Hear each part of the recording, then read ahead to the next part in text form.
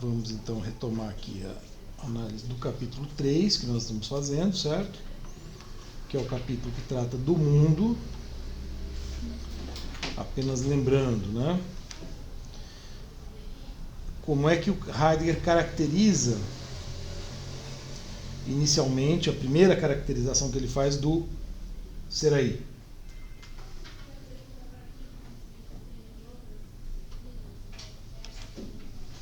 Primeira caracterização que ele faz lá no capítulo 2.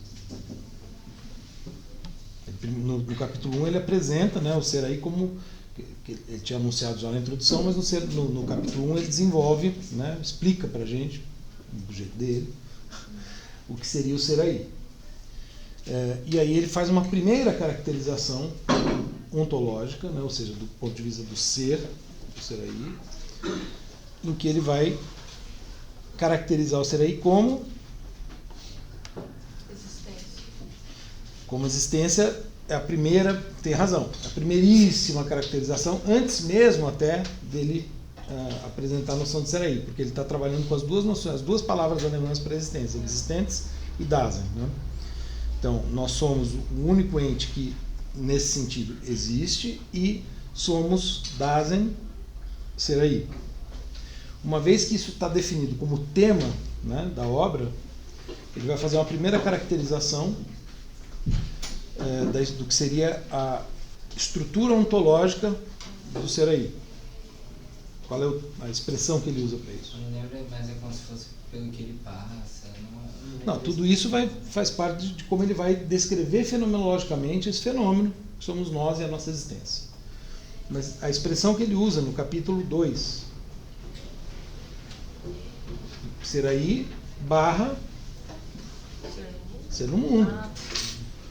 Ser no mundo é a noção que ele apresenta e que vai ser o eixo dos capítulos seguintes, né? Então ele fala, ser aí, caracteriza o ser aí como ser no mundo e fala, bom, ser no mundo é uma estrutura unitária, mas nós vamos analisá-la em seus diferentes aspectos.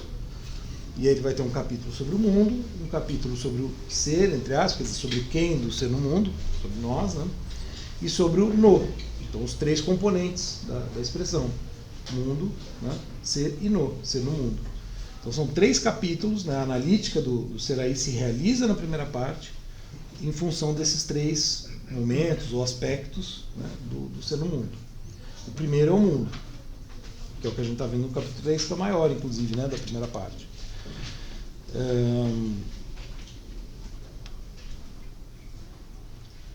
E esse ser no mundo, então ele vai caracterizar no capítulo 3, quando ele vai falar então do mundo, ou melhor, a gente já viu, né? A gente viu o capítulo 14 e o capítulo 15 na última aula. Falei rapidamente sobre o restante da parte A, né? O capítulo 3 se divide em três partes, A, B e C. Tem aquele primeiro parágrafo, que é anterior, que abre, né, o capítulo e mostra o que vai ser feito. E aí vem as partes A, B e C. Na parte A, ele apresenta a noção de mundanidade, que é o modo como ele compreende o mundo, coisa que ele explica lá no parágrafo 14. Né? Então, não é mundo no sentido de espaço cósmico, não é mundo no sentido de algo do qual nós estamos dentro, certo? Nós estamos no mundo num sentido que não tem essa acepção de dentro de, né? Como eu sempre dou, a água dentro do copo, ele dá o exemplo do casaco no armário, né? Nós aqui dentro da sala de aula, isso tudo faz parte do nosso mundo, da nossa especialidade, etc., mas é um sentido secundário, digamos assim, né? Que faz parte, mas o mais essencial não é esse sentido. O mais essencial é o que caracteriza o nosso modo de existir. Por isso que eu trouxe, né, de maneira bem ali, né, de passagem, aquela citação do Agostinho, em que o Agostinho está falando de Deus, e falando, bom, será que o céu e a terra contêm Deus? Ou Deus contém o céu e a terra? Né? Ele está problematizando uma questão que diz respeito à dificuldade de caracterizar o que seria, entre aspas, tá, uma dimensão espiritual, digamos assim, que tem esse elemento aqui, tá? Eu já falei várias vezes, o pano de fundo. Por contraposição a esse sentido estritamente espacial, né, no nosso sentido moderno, científico, etc., né, de extensão, por exemplo, cartesiano, de extensões ocupadas. Né, então ele faz essa contraposição. Tanto é que aqui, nesse capítulo, né, então a gente viu a parte A. Só um segundo. Deixa eu abrir um outro arquivo aqui que está faltando.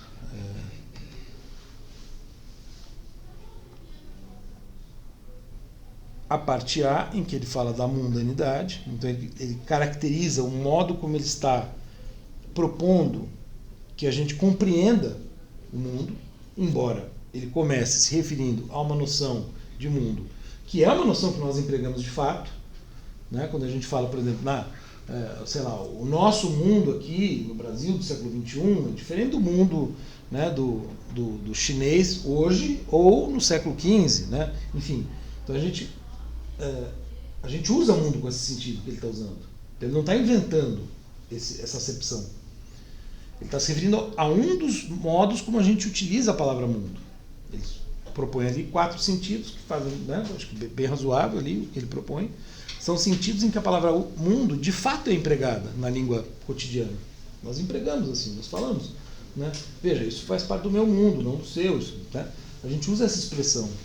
A gente poderia usar a palavra cultura também para caracterizar, né?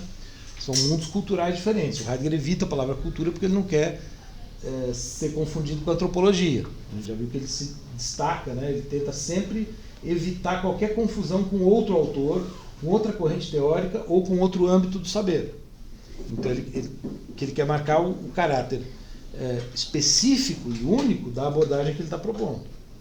Né? Então ele evita um monte de palavras. Ele evita humano, ele evita sujeito, ele evita cultura, ele evita uma série de palavras, como a gente já viu. Né? A gente já viu várias palavras que ele evita. Mas a gente poderia, num sentido, né, afrouxando um pouco o nosso rigor de leitura, falar assim, são, né, mundos culturalmente diversos.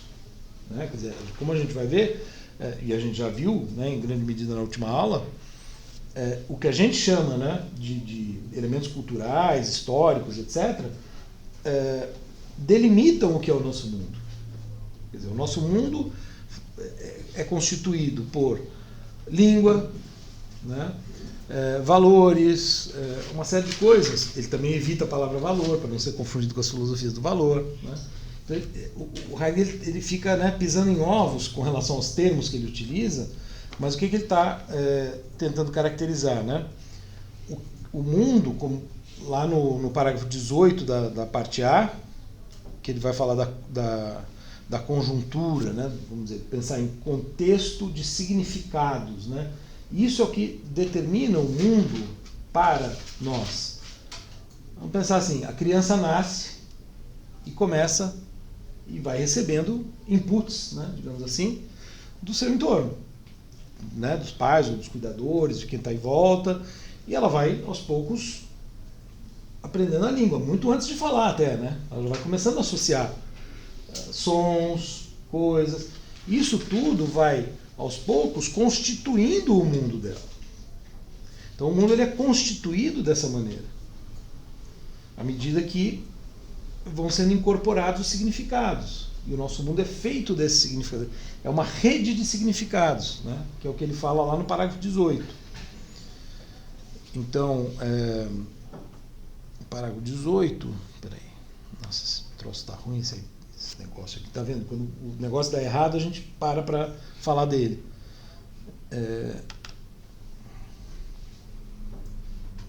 Só retomando aqui os títulos das partes, né? Só para ter um guia aqui. Eu estou abrindo o índice, na verdade. Estava tudo aberto de manhã, não sei o que aconteceu.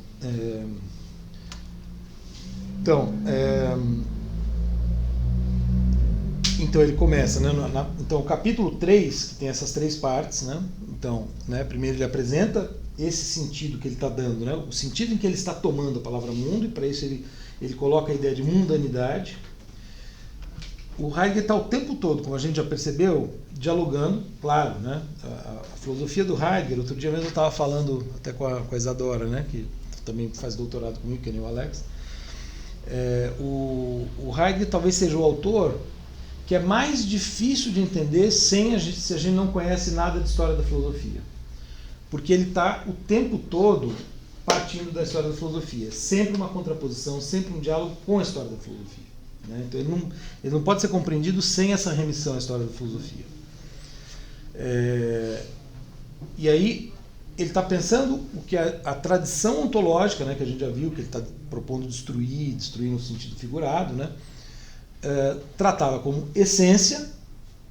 Ele coloca entre aspas essência, mas ele está pensando qual é o ser das coisas. É uma pergunta que está do lado, né? Quer dizer, está ali juntinho. O problema é que o modo como se interpretou essa ideia de ousia entre os gregos, que vira essência, né, depois na filosofia medieval, no latim, sempre foi no sentido de algo que é permanente, né, que tem um significado permanente, etc. E ele está querendo caracterizar não o que das coisas, mas o como as coisas acontecem. Eu já falei isso várias vezes. Então, no caso, quando ele fala de mundanidade, porque esse sufixo, né, quando a gente cria o adjetivo, né, tipo mundo, mundanidade, humano, humanidade, né, e a gente poderia devagar, lousa, lousidade, né, e por aí vai, qualquer coisa, cachorro, cachorridade, né, isso é um modo de se referir ao que seria a essência quiddativa, ou seja, o que. Só que ele usa isso, ele usa essas palavras, ele faz essa mudança, né, do termo, querendo indicar o como, não o que. Ou seja, como a coisa acontece. Então a questão é como o mundo acontece, não o que o mundo é. Tá? Então, como o mundo acontece. É isso que a mundanidade está... É para isso que ela está apontando, a noção de mundanidade. Né? E aí ele joga, né, com a palavra, né, então Welt, que é mundo, né, e Umwelt. E aqui essa noção é fundamental, né, que é a noção de Então, vejam, ele está falando de mundo, que é Welt, tá, em alemão. E aí ele fala em mundanidade, Weltlichkeit, que seria isso, né, a essência do mundo que ele já indicou pra gente, está o tempo todo insistindo nisso, que ele interpreta não como o que, mas como o como. Tá? Então, só para insistir nisso, é como por oposição ao que da tradição. E aqui ele vem com a noção de Umwelt para chegar a uma caracterização mais precisa desse sentido em que a gente usa a palavra mundo quando a gente fala o nosso mundo aqui da UFBC, por exemplo, né? Né, ele tem um sentido de aquilo que está em volta. O Fausto traduz, né, como mundo ambiente, a Márcia como mundo circundante. Eu prefiro, né, a opção da Márcia nesse ponto, porque essa é a ideia, é o mundo que está em volta. Por mais que ambiente tenha também esse sentido, né, remete muito para meio ambiente, né, que é uma temática que muitos autores vão pensar no Heidegger depois, né, a questão ecológica, mas aí tem mais a ver com o segundo Heidegger e tal. Enfim. E Umweltlichkeit, né, seria a circunmundanidade, né, ou a mundanidade circundante, algo nesse sentido. Né. E aqui no título, né, do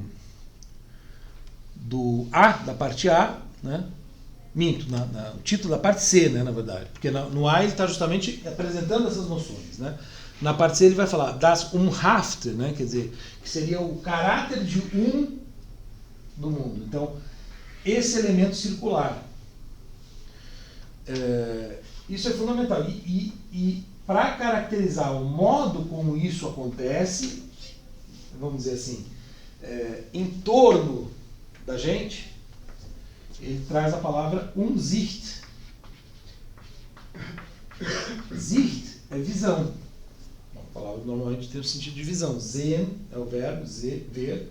Sicht é o substantivo para visão. Então, é a circunvisão, na tradução da Márcia. Eu acho que o Fausto traduz como ver ao redor, alguma coisa assim, né? Ou seja, o fato de que a gente se relaciona, né, olhando para o que está em volta. O mundo se constitui daquilo que está em volta da gente. O mundo, no sentido que ele está propondo, é o mundo, é aquilo que está em volta. É claro que a tecnologia, né, a ciência, a técnica, a tecnologia, mudaram aquilo que está perto. Aliás, isso é uma capacidade humana que ele destaca, e o Heidegger já está pensando no rádio, né, que ele usa muito o exemplo do rádio. Olha lá, o rádio é um modo pelo qual nós aproximamos algo. Tipo, né, uma pessoa está falando em Berlim, ele está escutando em Freiburg, lá não sei se na cabana naquela época já pegava rádio. Tinha Pegava? Não sei em 27, mas depois ele tinha sim. Sim, em algum momento ia pegar, né? A transmissão AM provavelmente, não FM. Enfim, mas ele ia pegar, né, e ouvir, então ele está lá na cabana dele, na floresta, ouvindo o que alguém está dizendo em outro lugar. Bom, isso pra gente virou, né, moeda corrente, né, com televisão, depois internet. O mundo, aquilo que está longe, está aqui. Se eu abrir aqui o site da CNN, o que eu quiser, né, vou abrir o site da CNN, vai dar uma... Aí eu abro o site da, como é que chama, a agência de notícias russa lá, né, para mostrar a visão russa sobre a guerra da Ucrânia. Tudo isso está aqui acessível, então tudo isso está perto. Portanto, passou a fazer parte do mundo. Antes não. Né? Uma notícia do que aconteceu na Rússia levaria meses para chegar no Brasil, ou dias pelo menos, né? Eventualmente, dependendo, meses mesmo, né? Para chegar de navio. Né? Mas o que é o mundo é o que está perto. Essa é a ideia. Né? O que está em volta. Ele vai mobilizar muito essas noções aqui. Né? O que a gente está vendo à nossa volta. Essa ideia de mundo, na verdade, esse acontecimento, ele é muito anterior ao acontecimento da ciência, em que a gente vai interpretar de uma certa maneira isso que é o nosso mundo, que é uma maneira válida, ok? Né? Mas o Heidegger está insistindo no seguinte, ela é uma maneira derivada, ele usa essa expressão, né? Uma maneira de ver o mundo que é uma dentre outras possíveis. A religião, a arte, né, o senso comum, as diferentes culturas, são vários modos de ver o mundo. A ciência ocidental é só um. Por isso que o Heidegger ele tem um potencial interessante, né, apesar dele ser quem ele foi, pessoalmente, né, para diversos autores que estão pensando, né, por exemplo, uma perspectiva decolonial, né, contra o padrão europeu, né, porque ele está dando ferramenta para isso. Fala, Edgar. Então, no sentido secundário, nós estamos dentro dos lugares e no sentido essencial, nós estamos ocupando o mundo. Nós estamos, eu diria, ocupando, através das nossas ocupações cotidianas, nós estamos instituindo o mundo. Acho que seria uma expressão melhor. Né? Nós estamos fazendo o mundo, nós estamos espacializando. O grande spoiler, né, da obra é, no fim das contas, tudo de que ele está falando é a temporalidade. No fim, na verdade, o que ele está mostrando aqui é como que nós, ao espacializarmos, né, nós organizarmos esse entorno espacialmente, colocando as coisas em certos lugares, na verdade isso é um modo do nosso temporalizar-nos. A gente está o tempo todo se temporalizando, acontecendo. A palavra acontecer é importante, inclusive é uma palavra que depois ele vai dar um peso enorme, né, para ela com a noção de Ereignis, né, isso já é o segundo Heidegger. Mas enfim, então, na parte A ele faz a caracterização da mundanidade. E vejam, o 17 e o 18, né, no 17 ele trata de referência e signo. Porque nós estamos o tempo todo, o que a linguagem nos permite fazer? Estabelecer uma rede referencial de significados. E essa rede referencial de significados é o que de fato constitui o nosso mundo. Eu falei da criança, por quê? Porque se a gente pensa na criança, isso talvez fique mais claro, né? Ela vai incorporando aos poucos, o Heidegger nunca fala, né, nesses termos, mas eu acho muito interessante pensar nisso. A criança vai incorporando aos poucos essa rede referencial e com isso ela vai mundanizando e se mundanizando naquele mundo que é o mundo onde ela está, aquele contexto onde ela está inserida, que é o mundo da cultura dela, dos pais, cuidadores, enfim, do entorno. Certo? Isso é o mundo. Existe um mundo no sentido neutro, puro, né? Como se tivesse, olha, está ali o mundo, está ali o tempo, está ali o espaço. Isso não existe. Né? Então ele está justamente problematizando essas noções para falar, olha, tudo isso meio que brota com a gente. Nós, e portanto acontece conosco. Também a gente tem que ter um certo cuidado, assim, eu mesmo, né? Estou usando um pouco essa expressão, mas para falar assim, a gente está fazendo o mundo, né? Nós estamos. Isso vai dar uma carga subjetiva, que é o problema do texto que eu passei agora, que está no diálogo com Kant ali no 23, que é o problema de idealismo-realismo, enfim, que meio que persegue o Heidegger, apesar de ele estar tentando superar, mas é difícil. Que é um problema da filosofia moderna. Né? Mas, enfim, então, digamos, vamos pensar sempre assim, nós estamos acontecendo junto com o mundo. E nesse acontecimento as coisas vão se formando. Tá? Quer dizer, tem um elemento, a gente poderia dizer assim, tem um elemento voluntário, um elemento ativo nosso, mas também tem um elemento passivo. Né? E é nessa combinação, por isso que lembra daquele desenho que eu fiz uma vez? Né? Ele está tentando pensar, né? Algo, né, que ao mesmo tempo está constituindo o nosso ponto de vista, né, a nossa perspectiva, o modo como a gente, e como as coisas aparecem para nós. Então há um movimento aqui que é de mão dupla. Né?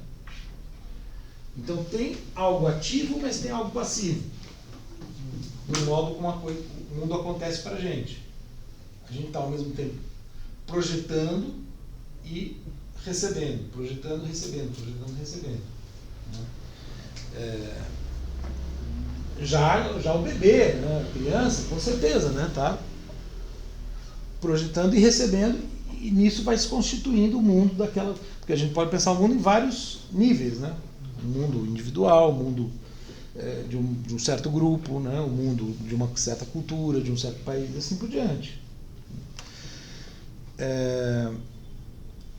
E isso, então, né, que é o título 18, essa conjuntura, esse conjunto de referências, né, Bewandtnis, né, acho que o Fausto traduz como conjuntação, e significância. Há 2 pontos, a mundanidade do mundo. Então, a mundanidade do mundo, ela é em grande medida instituída por essa rede de significados.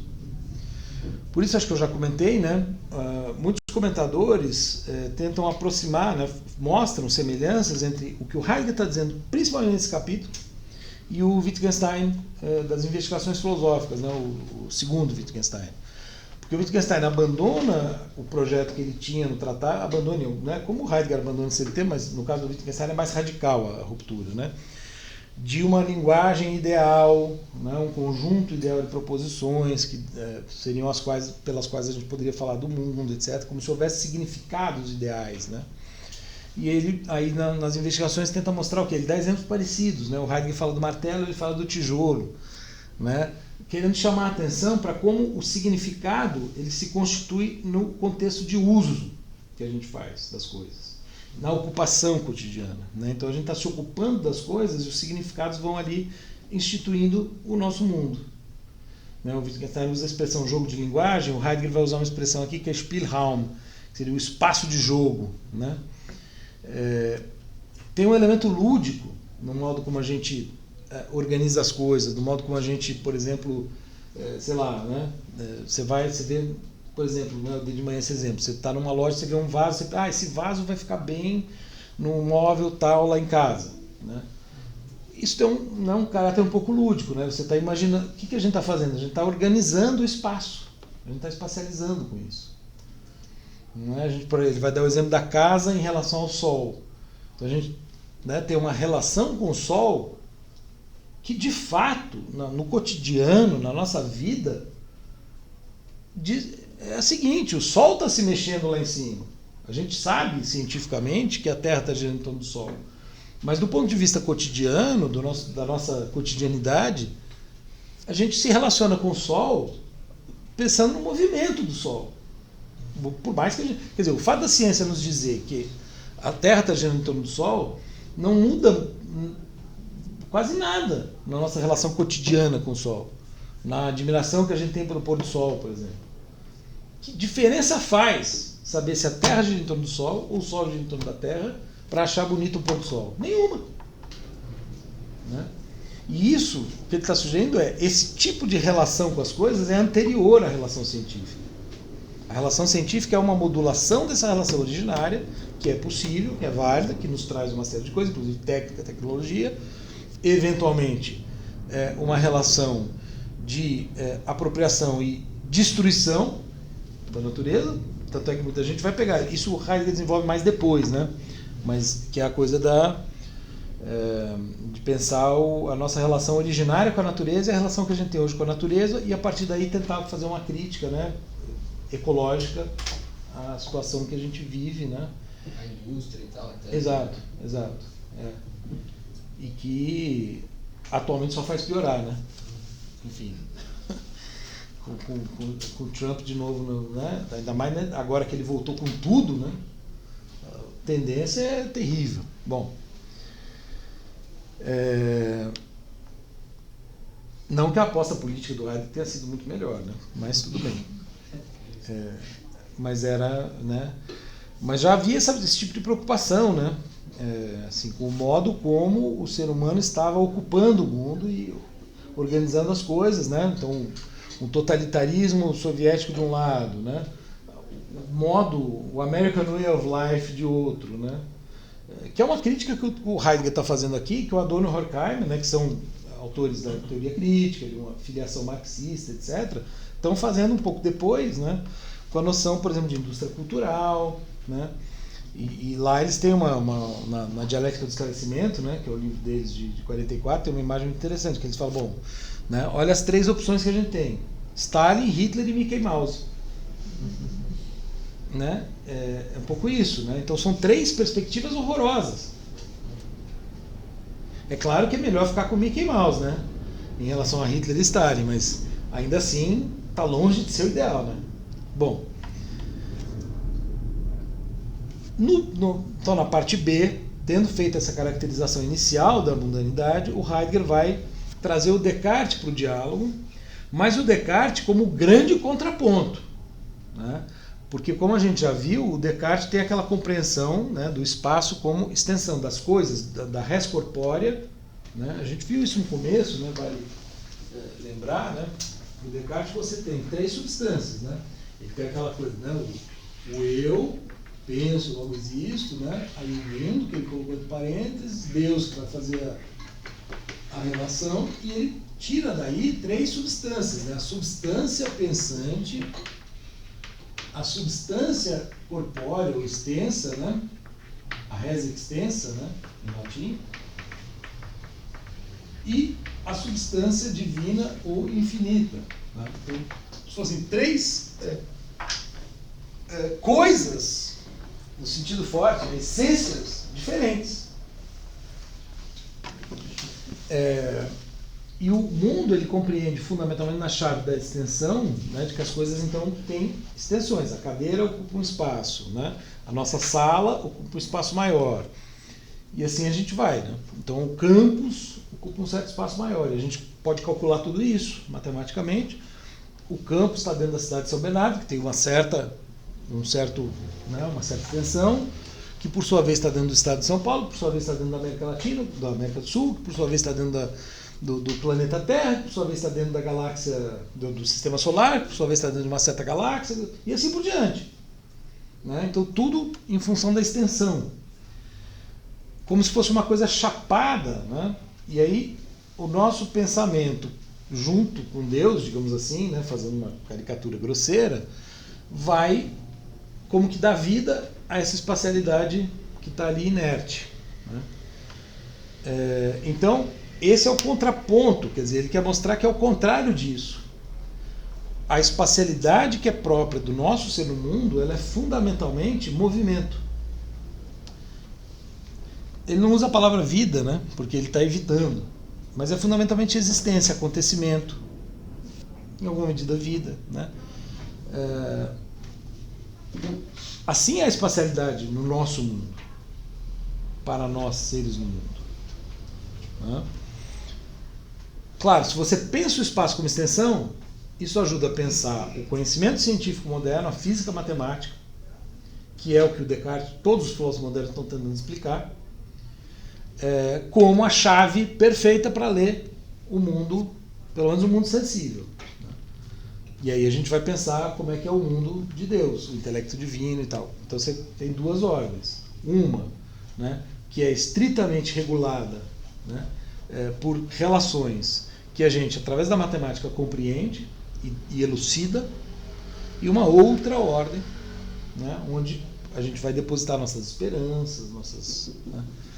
Bom, o Heidegger não tem nada disso, né, a nossa espacialidade, o nosso mundo é assim, está aqui, e ele é essencialmente vivo, digamos assim, está forçando um pouco a barra.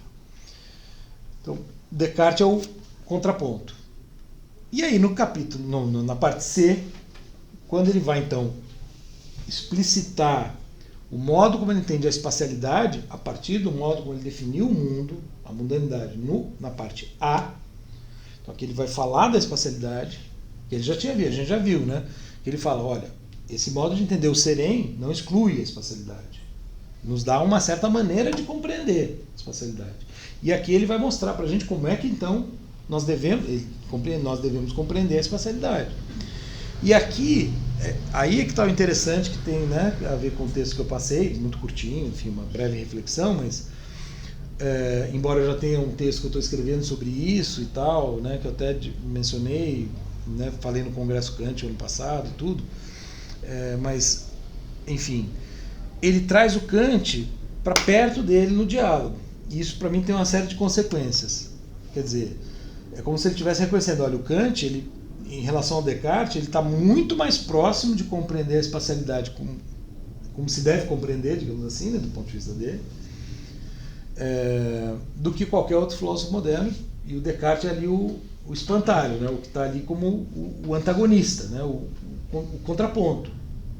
Ele está propondo uma visão de espacialidade antagônica do Descartes. Só que o Kant, nesse meio, né, aqui, está muito mais próximo dele do que do Descartes. Esse é o ponto. E a gente vai entender por quê. Tá? Então, aqui ele vai falar da espacialidade. E aí, o título da parte C é Das Umhafte, né, que seria esse elemento do essa noção daquilo que está em torno, daquilo que está em volta, que está, então, né, das Umhafte, do mundo circundante, do Umwelt, e a espacialidade do Dasein. Então, como é que esse em volta, permite compreender a espacialidade? E isso a gente já viu também, e ele está insistindo muito, nós devemos compreender a espacialidade a partir da mundanidade e não o contrário. O contrário é justamente o erro do Descartes. Propor uma, né, quer dizer, propor uma noção de espacialidade e, a partir dessa noção de espacialidade, querer dizer o que é o mundo. É o contrário. A mundanidade como algo constitutivo do nosso existir, que é constitutivo do bebê, como eu estava dizendo, é anterior a qualquer concepção científica, matemática do espaço. Bom, então, embora eu tenha falado para a gente focar mais no 24, no programa, né, eu vou tentar falar um pouco dos 3 parágrafos aqui da parte C, quer dizer, 22, 23 e 24.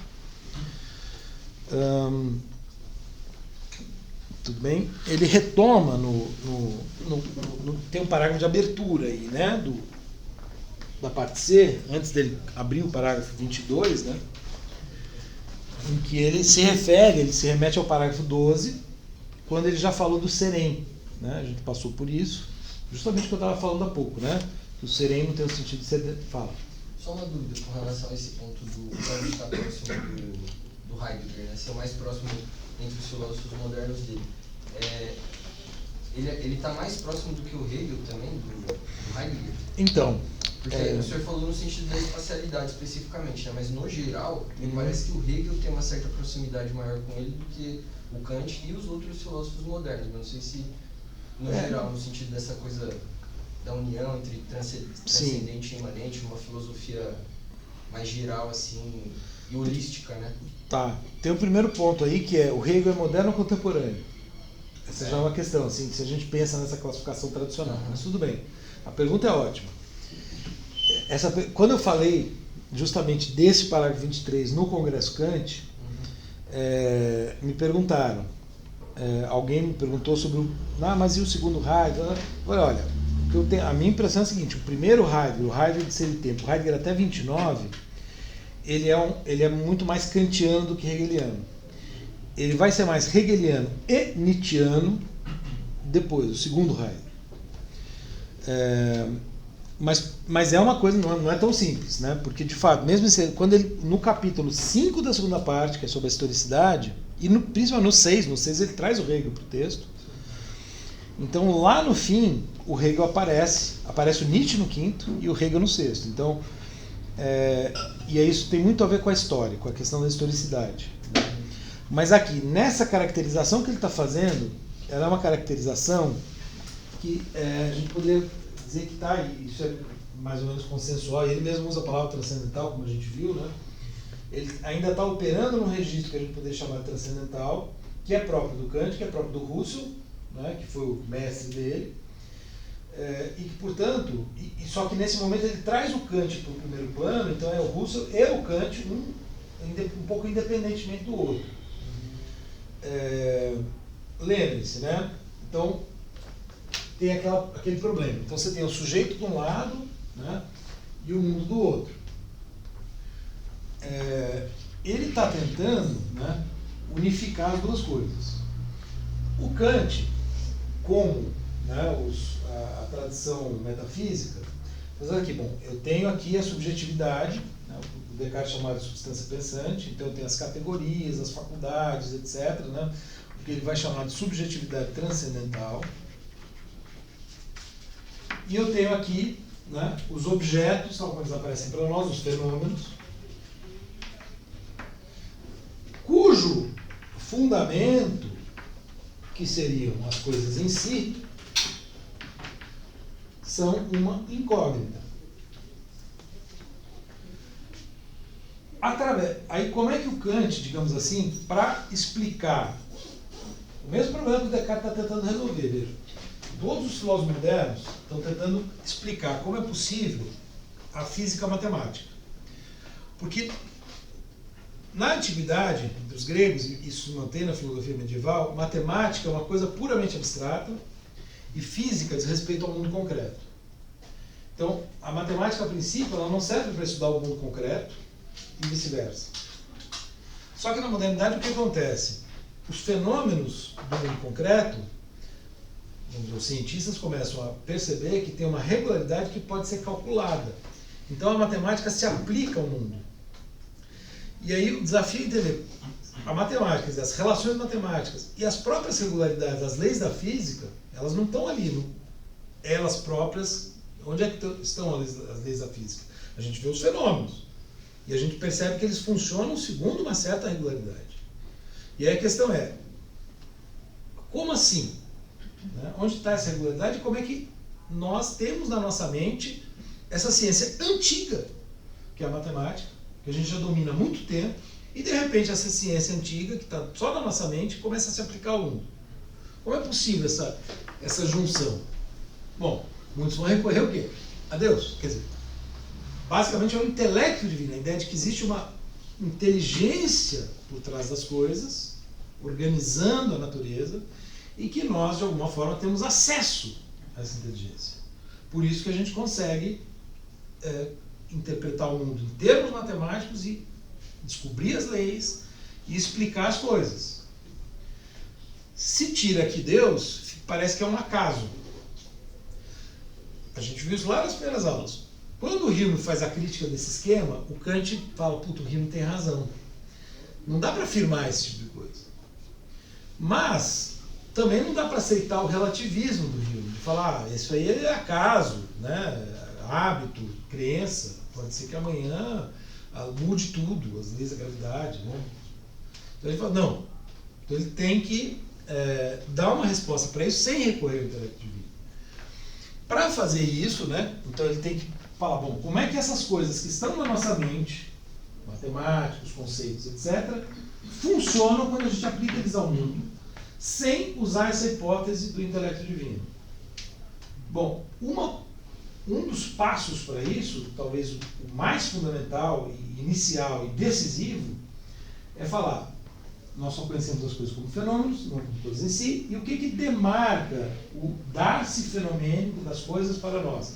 Né? As coisas aparecerem, fenômeno é aparecimento, lembra? As coisas aparecerem para nós, espaço-tempo. E o que são espaço-tempo? Espaço-tempo são formas da sensibilidade, tá? Ou seja, dos sentidos. Então, espaço e tempo estão aqui. Sendo que o espaço diz respeito aos sentidos externos, então como as coisas aparecem, as coisas do mundo aparecem para nós, e o tempo diz respeito tanto ao espaço, às coisas, aos sentidos, como ao sentido interno. Tudo que acontece na nossa mente, as relações matemáticas, a geometria, etc., tudo que acontece conosco está sempre inscrito no tempo, ainda que não esteja no espaço. Porque uma ideia, por exemplo, né, se eu falo aqui, eu já dei esse exemplo algumas vezes, né? Cachorro. Todo mundo entende o que eu estou falando. Provavelmente cada um tem uma representação na mente que corresponde à ideia cachorro. Né? Agora, concretos são os cachorros que a gente conhece, particulares. Isso que está na cabeça, o cachorro que está na cabeça de cada um de nós aqui agora, ele não tem existência espacial. Ele não é perceptível pelos sentidos externos. E, no entanto, ele está aqui. E ele está escrito no tempo. Ele não está no espaço, mas está no tempo. Então o tempo seria mais amplo, digamos assim, né, do que o espaço enquanto... E aí, se a gente pensa, bom, sensibilidade. O Kant está caracterizando a sensibilidade como uma faculdade subjetiva. Porém, e aqui ele vai colocar entendimento, razão, imaginação, etc. Que são também faculdades. Né? Então, o Kant vai estabelecer um sistema de faculdades, né? Que são faculdades no sentido de capacidade. Né? Isso aqui também é uma faculdade. Bom, só que o que acontece aqui, quer dizer, a razão, o entendimento, os conceitos e tal, são coisas que são internas à nossa mente. A sensibilidade é onde os fenômenos aparecem para nós. Então, aquilo que acontece na sensibilidade é externo. Mas não é externo num sentido absoluto. Porque o externo num sentido absoluto seriam as coisas em si mesmas. Seria assim, algo que realmente é só do mundo e independe do nosso modo de perceber o mundo. Aqui o que ele está dizendo, olha, isso demarca o nosso modo de perceber o mundo. A gente percebe necessariamente as coisas aparecendo no espaço e no tempo. A gente não tem outro jeito de perceber as coisas. Será que existe alguma coisa que não esteja, que transcenda essa esfera? Talvez, não dá para responder. É uma interrogação. Isso é a coisa em si. Então você tem um nível interno, um nível externo no sentido forte, isso aqui que seria um nível interno / externo. Tá? Isso é importante para a gente entender o Heidegger. Interno, externo absoluto e interno-externo, aqui na sensibilidade, tá? Onde os fenômenos aparecem e onde a gente interpreta os fenômenos. Então veja, porém, o Kant explica, vamos dizer, de um modo geral, tudo isso, como, né, em termos de faculdades, tudo isso está na subjetividade.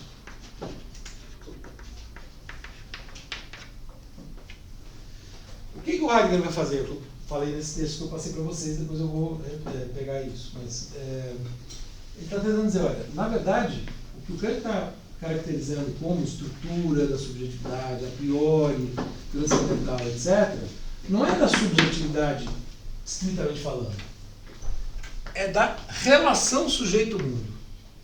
O a priori se desloca da subjetividade para isso que seria o ser no mundo. Né? Ele traz para cá. Nesse sentido, o que ele está fazendo guarda uma semelhança grande com o que o Hegel tenta fazer. Só que o Hegel, enfim, vou falar aqui um tanto, eu diria assim, do ponto de vista do Heidegger e de outros autores, enfim, né, embora o Hegel jogue para cá, o peso da subjetividade continua muito grande. Tem que pensar na noção do espírito absoluto, no modo como a lógica opera. Quer dizer, ele parte do princípio de que a lógica explica a realidade. A ideia de razão também, né? Isso. Tudo isso é muito forte no Hegel. Então, vamos dizer, o Hegel ele está muito preso à subjetividade. Nesse momento, em Ser e Tempo, no livro que o Heidegger vai escrever em 29 sobre o Kant, né, o Kant para a metafísica, eu acho que ele está vendo o Kant muito mais à frente, muito mais avançado em direção ao ser no mundo do que o Hegel. Embora o Hegel também criticasse o Kant, fizesse uma leitura crítica do Kant semelhante à do Heidegger e quisesse resolver o problema. É como se assim, o Hegel foi tentar resolver e acabou indo por um caminho errado. Entendi. E o Heidegger está tentando... E aí uma diferença importante, né, entre os dois é que o modo de compreender a historicidade, que já começa aqui em Ser e Tempo, depois vai ser mais forte no segundo Heidegger, no Heidegger não tem razão na história. A história do ser, como eu ia dizer, acontece pela sua... Vamos dizer, nós estamos dentro dessa historicidade acontecendo. Não tem telos, né? Não tem telos, não tem racionalidade. Aí entra uma influência importante do Nietzsche. E o Hegel, quer dizer, através do telos, a razão se reinsere de uma maneira muito forte. Então aquilo que todos eles acusavam o Kant, o Kant deixa um espaço aqui para reintroduzir Deus, etc, etc. O Hegel acaba fazendo algo parecido, ainda que numa outra chave, quer dizer, ele está fazendo um movimento que é parecido com o do Heidegger, na crítica ao Kant, mas acabaria deixando brecha para voltar tudo isso. E aí eu acho que isso se reflete, por exemplo, na distinção que o Hegel faz, que eu vejo como uma espécie de truque, né? Igual parecido com esse truque do Kant da coisa em si, que é a distinção entre Wirklichkeit e Realität. Porque o bem real e racional, né, com a célebre frase, é o mesmo ou não é? E aí ele como que divide a realidade em Realität e Wirklichkeit, quer dizer, divide em duas, meio que para dizer assim, essa é a realidade, vamos dizer, correta, e essa é a errada. Estou fazendo uma barbaridade, tá? O hegeliano me bateria. Mas, a Michela ia ficar brava. Mas eu acho que tem um pouco disso. Né? Quer dizer, o Hegel insiste nessa distinção, por quê? Porque quando ele vai falar da moral, da política, etc., para ele manter um ponto de vista normativo do certo e do errado, ele precisa reintroduzir algum tipo de dualidade. Então, aquilo que ele tinha criticado o Kant, né? Um dos pontos principais da crítica do Hegel ao Kant é justamente porque o Kant mantém uma cisão entre natureza e moral. E ele quer superar isso. Mas quando ele faz a distinção entre realidade e efetividade, poderia traduzir assim, é como se ele reintroduzisse essa distinção. Né? E aí eu acho que tanto Nietzsche como Heidegger radicalizam isso, no sentido de falar, olha, porque o Nietzsche ele tem semelhanças com o Hegel. Porque o Nietzsche, bom, começa porque o Heráclito é a fonte deles, do Hegel, do Nietzsche e do Heidegger. Né? Então isso já marca uma diferença. Enquanto toda a história da filosofia está bebendo no Parmênides, o Hegel é o primeiro a trazer o Heráclito assim, para o primeiro plano, né? E meio que... Mas, quando ele coloca essa coisa, né, de uma teleologia, uma coisa racional, etc., é como se esse heraclitismo ficasse, né, fraco. O Nietzsche radicaliza, no sentido, então, bom, tudo é luta, como o Hegel diz, né, é um jogo de forças. Isso já está no Hegel. Só que no Hegel você tem, né, posição, contraposição, síntese. E de contraposição, de posição, contraposição, síntese, você vai... Aí ele introduz o telos, né? Então você tem uma evolução na história humana, isso vai, né, se refletir numa certa evolução que culmina com a monarquia prussiana. E o Marx inverte e vai culminar no comunismo. Mas o esquema é um pouco esse. Né? O Nietzsche mantém posição e contraposição sem síntese. Não tem síntese, não tem telos. É um movimento cego. Acaso, não tem uma lógica. A realidade não tem lógica. Então ele perverte essa ideia, né? Ele subverte, melhor dizendo, né? Essa ideia do Hegel, mantém a ideia de luta de contrários, que está no Heráclito. Apolíneo e Dionísio. No Jovem Nietzsche, né, no Nascimento da Tragédia, isso começa assim, né, que é o primeiro livro dele. Mas essa ideia de um antagonismo de forças se mantém o tempo todo. A noção de vontade de poder, ela exprime isso. Só que não tem telos, não tem evolução. A própria ideia de eterno retorno, né, é uma compreensão circular do tempo, é uma forma de se contrapor à teleologia. Quer dizer, o tempo não é uma coisa que está, vamos dizer, evoluindo. Né? A humanidade não está indo evoluindo. Você tem um girar em círculos. Por isso que, né, o tempo passa, a gente acha, né, que as coisas estão melhorando e quando a gente vai ver, né, em pleno século XX aparece um Hitler da vida, né, e faz tudo que faz. E eu diria que quanto a isso o Heidegger está mais próximo do Nietzsche. Porque o Heidegger não vai colocar um sentido racional na história de jeito nenhum. Né? Se tem algum sentido na história do ser, é muito mais místico do que racional. Mas você percebeu bem, assim, Não, tem essa questão. Claro. Mas esse aqui... ponto da racionalidade, né? Porque se você coloca uma supremacia na razão, dá um telos para as coisas, isso. Então você automaticamente já recai numa certa dualidade de novo. Porque existe alguma coisa superior a outra, enfim. Mas ficou bem claro. E a partir do momento que você coloca o telos, né, e vai avaliar a realidade de acordo com esse telos, o que na realidade não está batendo, você coloca na realidade inferior, que seria a Realität. A Wirklichkeit está batendo. E aí isso vira critério normativo para o ser humano. Então você tem um jeito de defender moral, direito, né, tudo isso. Coisa que o Nietzsche e o Heidegger não fazem. Nem o Nietzsche nem o Heidegger têm filosofia política, filosofia do direito. As posições deles sobre política, né, sociedade e tal, são vagas, erráticas. Né? Eles não tomam posição. O Heidegger tomou posição, né, mas ali no um momento, o discurso do reitor, tirando o discurso do reitorado e alusões e tal, não tem, assim, ele não formulou uma doutrina, uma teoria política, não tem nada disso. Então aí tem uma diferença fundamental. O Hegel não, o Hegel tem uma filosofia moral, tem uma filosofia do direito.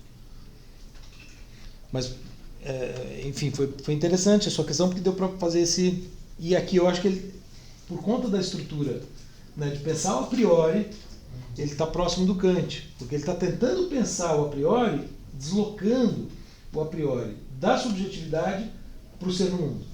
Isso fica muito claro nessa questão, nessa discussão sobre o espaço que eu coloquei no meu texto. Eu já vou trazer. Então, vamos lá.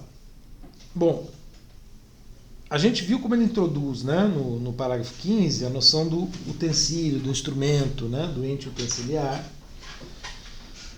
E isso é decisivo para caracterizar justamente esse nosso mundo no sentido da proximidade, do que nos é próximo, do que ele vai usar isso também, essa expressão aqui, do que é familiar, né? O que a gente está acostumado. A gente se sente em casa no mundo enquanto as coisas estão funcionando, né, do modo como elas têm que funcionar. A partir do momento que eu chego aqui e o apagador não está, isso cria um incômodo. Né? Se o apagador tivesse... Então, se as coisas estão funcionando direitinho, a gente sente que está tudo ok.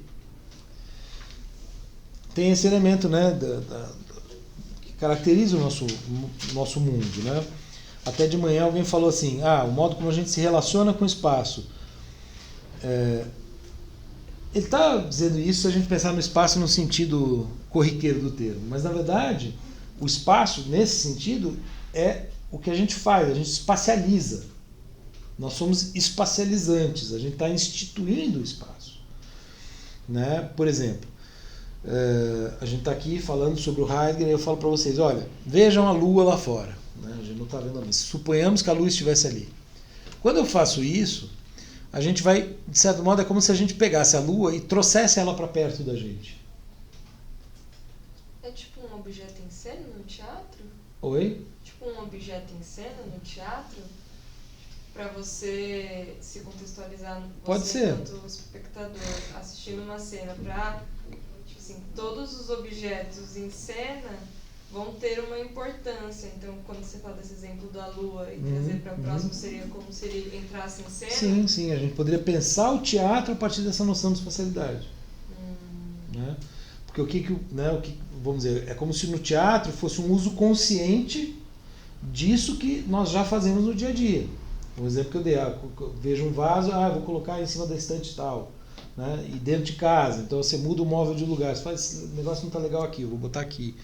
Né? A gente está o tempo todo fazendo isso. A gente está o tempo todo colocando as coisas em cena. E aí o teatro seria uma maneira consciente de refletir sobre isso. É um modo de pensar. Tá? É um modo de tentar pensar o teatro a partir do Heidegger. Né? Ele mesmo não tematizou muito. Né? O teatro eu não lembro dele tematizar. Ele vai tematizar a arte. Né?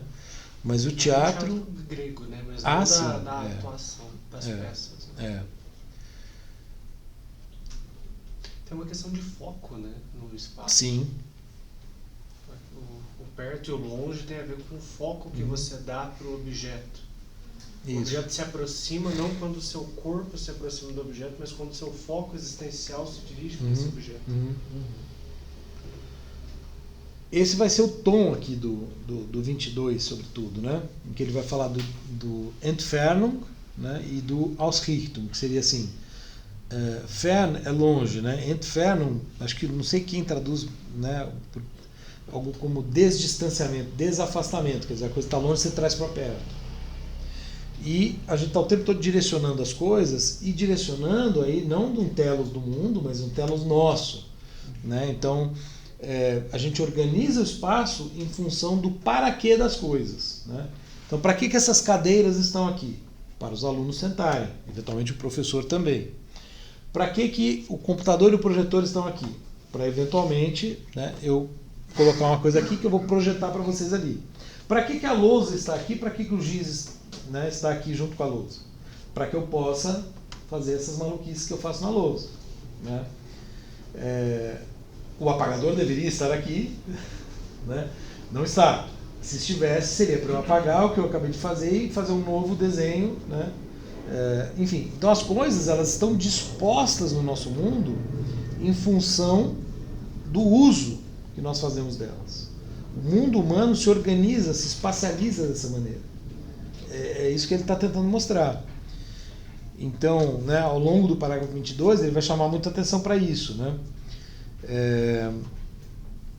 Contrapondo essa noção, né, de mundo e de espacialidade ao modo calculador de lidar com a espacialidade, né? Então, assim como eu poderia falar, sei lá, né, então vejam que bela lua, e a gente fala sobre a lua, poderia tentar pensar, bom, a quantos mil ou milhares, milhões, bilhões, sei lá quanto, de quilômetros de distância estará a lua de nós agora, né? E a gente poderia fazer um exercício qualquer, pesquisar e tal, para ver qual a distância. Ou, né, de manhã eu estava dando o exemplo da árvore, que agora não dá para ver a árvore. A árvore está ali, né? Então eu estou falando, vamos tematizar a árvore. A gente pode perfeitamente falar da árvore sem saber a distância exata a que ela está da gente. E quando a gente fala da árvore, ela veio para perto.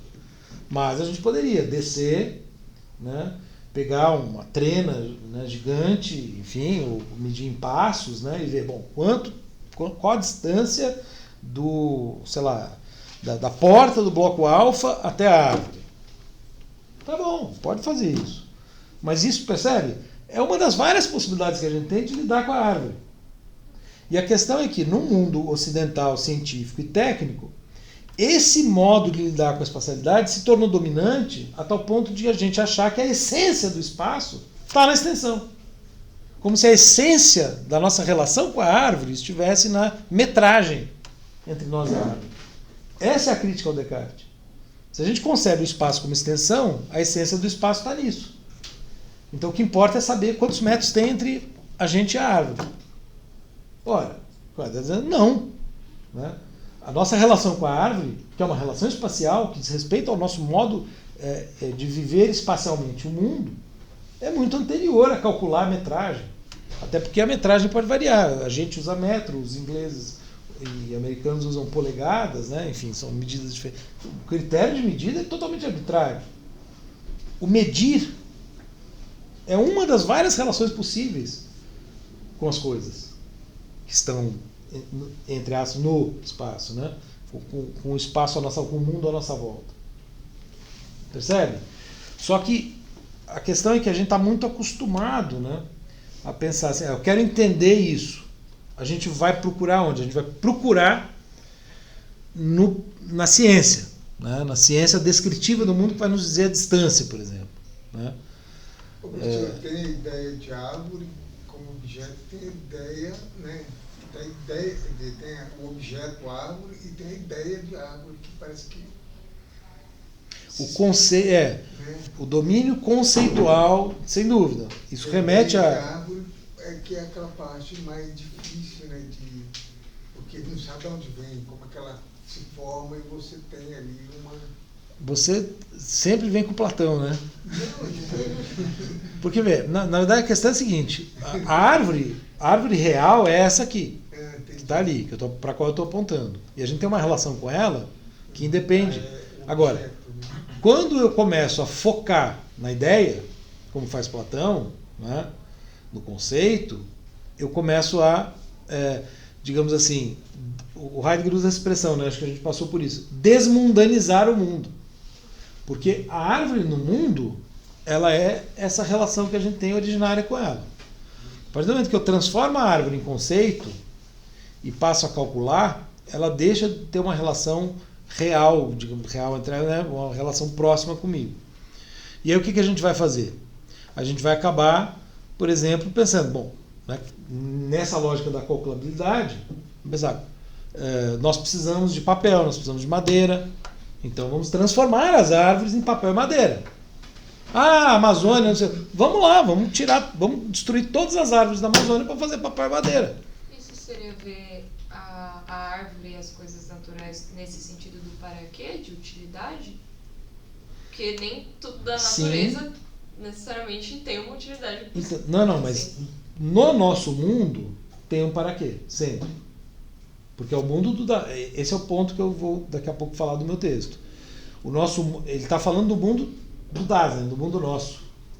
Tem um para quê, mas o para quê, a questão é a seguinte, o para quê originário, o para quê primeiro, ele é variado, né? Então, o pôr do sol... Ele remete a indígenas. Tem aquele parágrafo, né, em que ele fala disso. O pôr do sol. O pôr do sol, originariamente, qual é o para quê do pôr do sol? Sei lá, é nos encantar, né? O sol é para aquecer a casa. O sol tem um monte de paraquês. A Terra girar em torno do sol é uma coisa que vem milhares e milhares de anos depois da nossa relação com o sol. A nossa relação com o sol é muito mais originária e muito mais fundamental do que isso. O que a ciência estabelece é muito posterior. A nossa relação com o mundo, ela tem um elemento originário. Entendi. Quer dizer, então, o paraquê científico-técnico é um paraquê possível, mas um paraquê específico de uma civilização, que é a civilização ocidental, que acabou se espalhando para o mundo, né? Esse paraquê está dado como um paraquê possível entre vários outros paraquês, né? Então, eu posso pensar, não, né? As árvores da Amazônia estão ali para, sei lá, para o ecossistema, para manter a terra limpa, né? Mas eu também posso pensar, não, elas estão ali para serem derrubadas para produzir madeira e papel. Quer dizer, e essa lógica, esse tipo de paraquê, ele se tornou dominante, né? Quer dizer, a partir da Revolução Industrial, esse é o paraquê que domina o mundo, né? O nosso mundo, né? De uma certa matriz cultural, mas que se tornou dominante, né? Então, a natureza, o Heidegger usa uma expressão, né? Sim, a técnica, mas ele tem uma não sei se agora está me escapando, que é a ideia de que as coisas estão ali, recursos, isso, né? São recursos à nossa disposição. Então o ser humano passou a entender a natureza como coisas que estão aí para a gente usar nesse sentido, que hoje está sendo muito questionado, porque a gente viu o resultado, né? Então é como se ele estivesse vendo, olha, está indo por um mau caminho, né? Mas por que está indo por um mau caminho? É claro que eventualmente a gente pode usar árvore. Aliás, a árvore para construir casa sempre se usou, né? Pegar madeira para construir casa, para fazer fogueira. Ok, né? A questão é isso se tornar a essência, né? A gente vê a essência das coisas nesse aspecto calculado, matemático e instrumental. esse é um para quê possível? É. Mas a partir do momento que ele se torna o para quê essencial, que é o que acontece, vamos dizer, na sociedade moderna, capitalista, industrial, etc., a gente perde a nossa relação originária com o mundo. O mundo fica desmundanizado, como diz. Professor, aí dá pra ver também já a importância da arte, né, na filosofia dele. Porque, por exemplo, Sim. ao passo que você poderia... Vai ter depois, né? Que ele ainda não descobriu aqui. Isso. No exemplo da Lua, ao passo que você poderia olhar para a Lua e pensar na nossa distância com relação a ela, você poderia fazer um poema sobre ela. Exatamente. Cultura, que seria algo muito mais mundanizador Exatamente. nesse sentido, né? Do que pensar na nossa distância em termos de cálculo, enfim. Perfeito. É exatamente isso, né? Você pega a origem da obra de arte, que ele vai analisar o quadro dos sapatos da camponesa do Van Gogh, né? Então ele pega, ele mostra tudo o que está ali, né, naquele quadro. Então, o cansaço ele faz uma análise muito interessante, né? Tentando mostrar, olha, aquilo fala sobre o nosso mundo, né, de uma maneira evidentemente muito mais rica do que se a gente tentasse pensar o sapato, por exemplo, em termos do material de que ele é feito e pensasse, esse sapato está velho, vamos fazer um sapato novo, né? Não, né? Percebe? O olhar da arte é completamente diferente. Ele usa o exemplo do rio Reno, né, na questão da técnica, o texto. Uhum. Que daí ele fala, o rio Reno, que é o principal da Alemanha, né? A gente pode olhar para o rio de diversas maneiras. Ele pega um poema do Rilke, o poeta alemão, que fala sobre o rio Reno e tal, e fala sobre a construção de uma usina elétrica no rio Reno. De um jeito ele é olhado a partir do ponto de vista poético, do outro como fonte de recurso energético. É o mesmo rio, mas o modo de lidar é completamente diferente. É um excelente exemplo. Percebe? Então é isso. O que ele está dizendo? Claro que fazer a indústria é um modo de temporalizar, espacializar, mundanizar, etc., do ser humano. Ok. Mas é um modo entre outros. O problema está em fazer desse modo um modo privilegiado de relação com o mundo, compreensão do mundo, uso do mundo. Nossa, dá muito para debater isso na questão de demarcação de terra, na disciplina que a gente fez Sociologia dos Territórios. Claro, a gente não foi pro Heidegger, mas é super esse debate. Sabe o Gabriel que está de manhã? Porque às vezes você vem de manhã, né? Sim. O Gabriel Machado. Sim. Então, ele está fazendo mestrado em BPT, né? E a gente ficou conversando depois, né? E ele estava justamente perguntando sobre, né, pensando, fenomenologia aplicada a territórios, ocupação de territórios, etc. Aí eu até, né, a gente estava conversando sobre isso, eu entrei na internet, achei os artigos, passei para ele, né? Porque tem gente que está pensando a questão territorial do ponto de vista fenomenológico, que tem uma inspiração aqui, né, nesse contexto, Russell, Heidegger, Merleau-Ponty, etc. Tem fenomenologia, engraçado, fenomenologia é uma área que... Tá em tudo, né? Tem gente fazendo fenomenologia de tudo, né? Eu fico impressionado às vezes assim, de ver quanta coisa... E não é uma coisa tão divulgada, né, assim, conhecida do grande público, né? Mas tem muita gente trabalhando que é muito nessa chave, assim. É bem isso, né?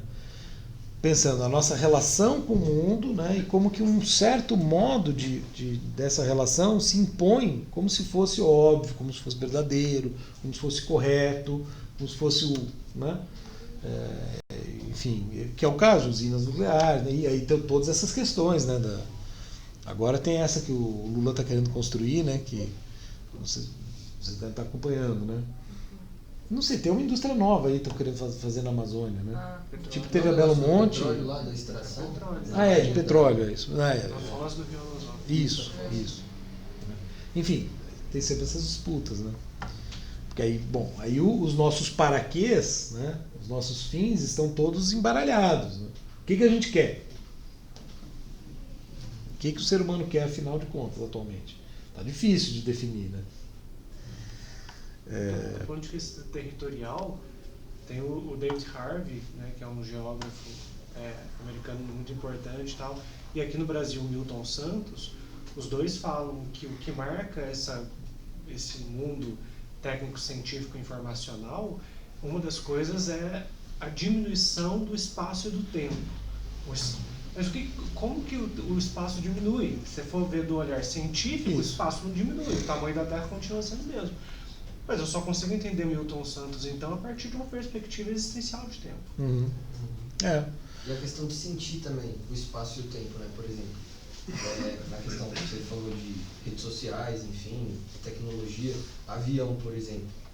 Eu li algum insight do Byung-Chul Han, que ele falava disso, ele falava um pouco do Heidegger. Byung-Chul Han é um cara muito interessante, né? Exatamente, ele dá o exemplo do avião, que para o Heidegger existe essa importância que ele dá ao tempo também, é no sentido da gente sentir o tempo, né? E da gente perceber o tempo, por exemplo, em medir a distância de um lugar ao outro, em caminhar de um lugar para o outro e tal. No caso, o espaço. Isso, no caso do espaço, exato. E o tempo No também. tempo também, claro. Porque, enfim, você mede também a distância pelo tempo. Claro, quantas horas você leva para chegar daqui Isso, ali, né? Exato. E, por exemplo, no caso do avião, ou, enfim, dos barcos, enfim, quando surgiram, etc., o tempo ele diminui nesse sentido, né? Porque a distância de um lugar para o outro parece que diminui, só que ela continua a mesma, mas a nossa percepção sobre ela, enfim, é como se ela diminuísse, né? Então a gente sente o tempo e o espaço de forma menor, né? Parece que a gente cada vez menos sente o espaço e o tempo. Uhum. Sim. Né, que o Heidegger usa muito o exemplo do rádio, né, que a gente pode pensar, como eu já falei, a televisão, a internet, etc. A gente está fazendo o quê? A gente está, de alguma maneira, trazendo o mundo todo para aqui, para dentro do computador, por exemplo. Né? O mundo inteiro está aqui. Eu posso ter o Google Earth, né? Eu posso entrar e ir para onde eu quiser, aqui dentro do computador. Né? Isso é uma mudança completa da nossa relação com a espacialidade, né? Ou do modo como nós espacializamos. Fala o cara que foi para a China. Exatamente, mas esse é o problema, né? Porque você encurta a distância do mundo, mas você amplia a distância do ser. Exato. Porque você, teoricamente, as pessoas querem que você esteja presente em todos os lugares, porque nós vamos chamar no WhatsApp, vamos chamar em diferentes reuniões ou em diferentes lugares do mundo, não importa o horário. Às vezes eu trabalho de madrugada, então Sim. eu sei bem como é isso, então é meio que isso, né? Você afasta a realidade do ser. Pelo menos dessa relação originária, né? Desse ser no mundo originário, do modo de ser no mundo que seria originário. Você está estabelecendo. Existem várias derivações possíveis. Uma certa derivação se tornou dominante e aí impede a gente de perceber as outras. Então, né, a gente vai cada vez menos percebendo outros modos de ser. A gente vai ficando contaminado, vamos dizer, determinado, né, por um único modo de ser. E é bem isso. Né? Você falou disso, eu lembrei. O pessoal que trabalha com o mercado financeiro, né,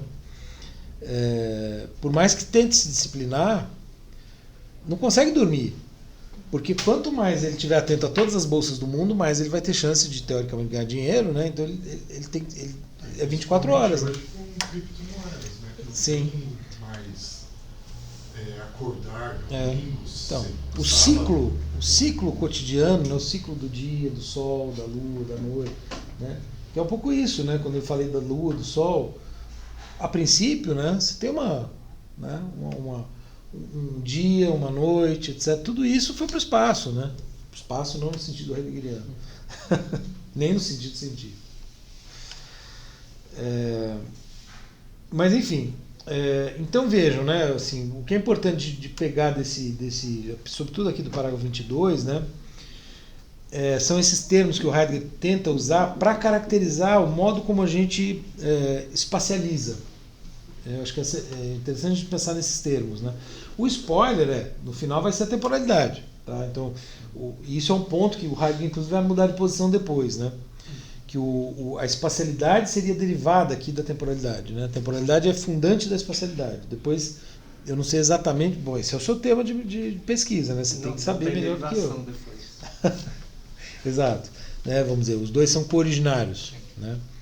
Aqui tem uma relação, inclusive ele tem um diálogo com o Bergson, né, em que ele critica o Bergson pelo fato do Bergson não derivar o espaço do tempo. E ele está colocando, muito influenciado, eu acho, pelo Kant. Ele está vendo, né, o tempo como mais originário, muito nesse diálogo com o fato, né, o modo como Kant descreve essa relação entre espaço e tempo. Porque para o Kant o tempo é mais originário nesse sentido. Ele não usa essa expressão, né, mas... então... E veja, os exemplos que eu dei aqui, né, são exemplos que o Heidegger vai dar, né? Então, por exemplo, ele vai falar do Sol, né? Ele diz: o Sol ele tem seus privilegiados lugares próprios descobertos na circunvisão, no Umsicht, né? Nesse ver ao redor. Nascente, meio-dia, poente, né? Essa nossa relação é muito mais originária, né? Essas regiões do céu, diz ele, né, que ainda não precisam ter necessariamente nenhum sentido geográfico, dão o prévio aonde, para toda a conformação particular de regiões no sentido que ele está dando, assim, né, de espaços do nosso mundo. E aí ele dá o exemplo da casa, né? Então a gente vai construir uma casa, né? Provavelmente ele deve ter pensado nisso quando fez a cabana dele lá na Floresta Negra, né? Você pensa, bom, que lado da casa eu quero que esteja voltado para o sol, por exemplo, né? Então você sabe de que lado nasce o sol, de que lado se põe, e você pensa, né, a casa em função disso. Isso, né, há muito tempo, milênios, dezenas de milênios, né? O ser humano tem essa relação com o sol. Independentemente de saber se é o Sol que gira em torno da Terra ou a Terra que gira em torno do Sol, percebe? Né? Essa informação é uma informação que tem valor científico, etc, etc, mas que está muito descolada do essencial da nossa relação com o mundo, né? Do essencial da relação do bebê com o mundo depois que ele nasce. O que importa para o bebê saber se a Terra gira em torno do Sol ou o Sol em torno da Terra? Né? Não que isso não seja importante, mas veja, né? Está em outra esfera. Esse é o ponto, né? Só que a gente se acostumou a pensar tudo e a pensar a relação com o mundo, a ontologia, a partir da ciência. É isso que o Heidegger está tentando desfazer.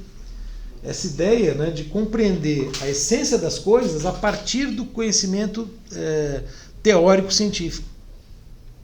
Que seria uma espécie de vício da civilização ocidental, que se espalhou para o mundo, né? Então a gente tende a pensar, uma vez que a gente tem o conhecimento científico, é como se aí a gente pudesse, pelo conhecimento científico, ir atrás do senso comum, das visões míticas, etc., denunciar tudo como irracionalidade, falar assim, olha, a verdade está aqui. Não. Verdade em que sentido? Né? A verdade originária, no sentido que ele propõe, é muito anterior à verdade da ciência. Não que a ciência seja falsa, né? Mas tomar essa verdade da ciência como um paradigma, como um critério para mudar a nossa relação com o Sol, por exemplo, ou com a Lua, né, não faz sentido nenhum. Esse é o problema, né? Porque a gente tem uma tendência, tudo vai se ficando cientificizado, tudo vai ficando submetido à lógica da ciência e da técnica, né? Então, perdeu-se a nossa relação com o mundo, né? Nesse sentido, né, a questão do Dasein primitivo, né, que eu mencionei, que está lá no parágrafo 11, tem um diretor de cinema, o Terrence Malick, né, não sei se vocês conhecem, né, ele tem um filme Árvore da Vida, e tem o Além da Linha Vermelha também, né. Agora eu pensei especificamente no Além da Linha Vermelha, que os soldados americanos estão lá numa ilha qualquer do Pacífico, né, e um deles deserta e se junta lá uma tribo, né, e o cara meio que, vamos dizer assim, redescobre a vida, né? Saindo do contexto em que ele estava. Aí ele vai ser perseguido por ser traidor, desertor, etc, né? Mas eu acho muito interessante. E a Árvore da Vida, assim, eu acho que é um filme muito interessante para pensar o mundo desse ponto de vista. Inclusive o Terence Malick, ele é um cara que era, né, filósofo, ele fez doutorado sobre Wittgenstein e Heidegger. Não, é muito interessante, assim, a reflexão dele é muito filosófica, os filmes dele são muito filosóficos. Esse filme eu acho sensacional, assim, de fato dá muito o que pensar, né? Inclusive, né, se vocês puderem dar uma olhada, as cenas, né, a cena, por exemplo, da criança, a câmera gira junto, assim, então é bem isso que eu estava falando aqui, né, quando eu falei do bebê, né? A criança vendo as coisas em volta dela, né? Assim, a mãe com um brinquedinho, né? A gente vê o ponto de vista da criança, né? E como o mundo vai se constituindo para ela, né? Por meio daqueles brinquedos, das palavras. Então, ela vai juntando, né, as coisas com as palavras, o mundo vai se constituindo ali, Ô professor, no caso então, ele seria um pouco místico Não é místico isso. Assim, pode ter alguns elementos místicos em outro sentido, mas nesse ponto... Uma vez que ele tenta sair da ciência, ele propõe Então, uma outra... Mas sair da ciência é necessariamente místico? Ou a ciência, não existe uma mística da ciência? Um Não, mito acho que da ciência? Na medida que você sai do racionalismo, Mas será que você não está olhando de um ponto de vista muito ocidental, cientificista, etc., e achando que a caracterização que ele está fazendo é mística porque não é a correta? Será que não é o contrário? Né? E veja, Adorno e Horkheimer, que são, né, autores, né, da dialética do esclarecimento que eu já mencionei. Qual que é a tese da dialética do esclarecimento? Não sei se vocês conhecem esse livro. Né? É que a questão deles é a seguinte, né? O livro eles publicam em 44, né? Como foi possível acontecer o Hitler, né, o nazismo, etc., no país mais culto do mundo, né, no país mais que era o centro do iluminismo? Como foi possível isso? Né? Se o iluminismo, se a razão, se o conhecimento, se a ciência é o contraponto do mito. E justamente aí a tese é: o mito, a razão vira mito e o mito vira razão, e você tem um processo em que um vai se transformando no outro constantemente. Então a sociedade, vamos dizer, cria-se a razão, ela aparece como sendo do ponto de vista correto por oposição ao mito, só que a razão se torna um mito, e esse seria o grande mito do Ocidente, o mito da razão, né? De achar que a explicação, que é justamente disso que a gente está falando aqui. Por isso você falou agora de místico, me lembrou isso. Como a gente está partindo do princípio de que a explicação racional é a correta, e se a gente sai dela, a gente está caindo numa coisa mística, fantasiosa, imaginária. Não. A ciência tem muito de imaginário. Mas no caso, por exemplo, você citou o rito e como que a coisa surgiu assim, né? É interessante porque, como é que eu falo? É uma coisa meio que ideológica, né? Todo mundo englobou, assim. Então, mas ao mesmo tempo tem alguma lógica, tem uma coisa completamente mística, né? Ou mítica, né? Enfim, aí precisa pensar tem uma diferença entre os termos. A gente está falando mais de mito, né? Do que mística. Mística tem a ver com um modo de relação com a divindade, né? Eu acho que eu caracterizaria dessa maneira. Então você tem a mística medieval, Mestre Eckhart é considerado, né? No caso a gente está pensando por que vamos dizer, se você parar para pensar, toda a publicidade, toda a ciência entre aspas, muitas aspas, né? Ciência da publicidade, o Goebbels é uma espécie de founding father da publicidade, né? Assim, porque o cara, ele era um gênio da publicidade. E o que é a publicidade? É enganar, é criar mito, né? A publicidade é mitologização. É você pegar uma coisa e transformar essa coisa em algo muito maior do que ela é. E foi isso que eles fizeram, né? Com o Hitler, né? Transformar aquele ser medíocre, pequeno e ridículo no grande líder do país, teoricamente, né, mais avançado, próspero, culto, etc. Claro, fala. É que, nesse sentido mesmo da Alemanha nazista e dialogando com esse mito da ciência, a Alemanha utilizou muito da ciência para validar o que eles fizeram. E como o Heidegger enxergava a isso, já que ele tem essa outra perspectiva de não ignorar a ciência, a palavra certa, mas de fugir um pouco disso, sabe? Sim. Ele tem alguma opinião concreta sobre como os nazistas utilizaram a ciência para... Não. Ele não tem porque ele não fala sobre isso. Em nenhum momento ele fala. Ele não fala. Ele tem, basicamente assim, né? Ele tem o discurso do reitorado, quando ele assume o reitorado, e ele paga pau pro Hitler, né? Tipo, viva o nazismo. Claro, não estou fazendo caricatura, mas é assim, uma coisa realmente assustadora. Então, o discurso do reitorado. Fora isso, ele não tematiza, ele não se posiciona, ele não tem artigos, ele não escreve, ele não se posiciona, ele nunca mais falou do assunto. Ele não é um filósofo político. Sim, mas né, todo mundo fala, pô, né, mesmo, por que o cara não podia em algum momento... Tem a entrevista do Dash, uma famosa entrevista que ele deu, acho que meia, em que ele fala... Tem 3 ocasiões, acho que na primeira aula eu trouxe tá na nossa pasta, inclusive, né, um artigo que menciona lá 3 ocasiões em que ele se refere ao fato dele ter sido nazista. E que ele dá umas explicações assim muito superficiais, ele evita entrar no assunto, né? Então ele nunca tematizou isso. Mas você tem toda a razão. Há uma contradição aí, né? Porque ele, a aposta inicial, ao que tudo indica, né? O que leva ele a apostar no nazismo, ele e muitos outros intelectuais, né?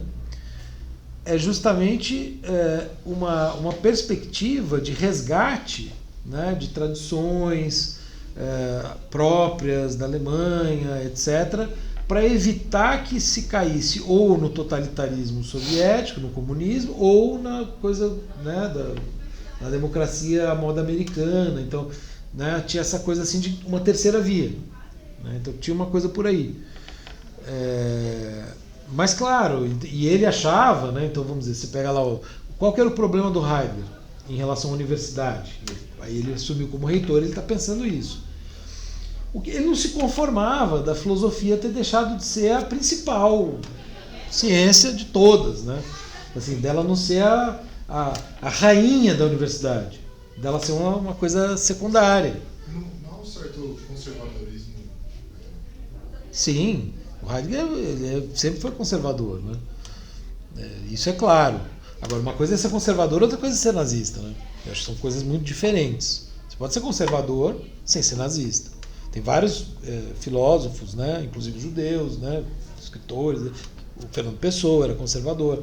Uma coisa é ser conservador, outra coisa é ser nazista. E apoiar o nazismo e apoiar o Holocausto, por exemplo, né? Quer dizer, são coisas muito distantes.